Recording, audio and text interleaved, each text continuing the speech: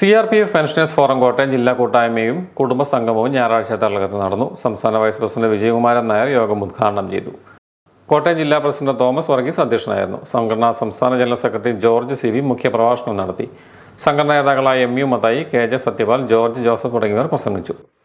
ഈ യോഗത്തിന് ഈ പ്രദേശത്തുള്ള അതിരമ്പുഴ, കുമാരനെല്ലൂർ, സംക്രാന്തി, ആർപ്പൂക്കര ഇങ്ങനെയുള്ള ഈ പ്രദേശത്തുള്ള ആളുകളെ ഒന്നിച്ചുകൂട്ടി വിവിധ മേഖലകളിൽ ഇങ്ങനെയുള്ള യോഗങ്ങൾ നമ്മൾ എല്ലാ മാസവും സംഘടിപ്പിക്കുന്നുണ്ട്.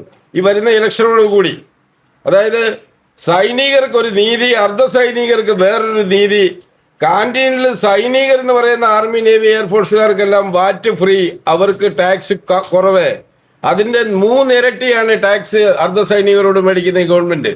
അപ്പോൾ വരാൻ പോകുന്ന ഇലക്ഷനിൽ ഈ ഗവൺമെന്റ് വീണ്ടും അധികാരത്തിൽ വരണമെന്ന് അവർക്ക് ആഗ്രഹമുണ്ടെങ്കിൽ നിലവിൽ ഈ സ്റ്റേറ്റിലെ അർദ്ധസൈനിക വിഭാഗങ്ങളായ CRP, BSF, ITBP, SSB, CISF, Assam rifle ഉൾപ്പെടെയുള്ള ഈ 6 സേനാ വിഭാഗങ്ങൾക്ക് കൂടി സൈനികർക്ക് അനുവദിച്ചിരിക്കുന്ന ആനുകൂല്യങ്ങൾ അനുവദിക്കണം എന്നുള്ള ഒരു ആശയമാണ് ഞങ്ങൾ മുന്നോട്ട് വെക്കുന്നത്. യോഗത്തിൽ 43 കുടുംബാംഗങ്ങൾ പങ്കെടുത്തു.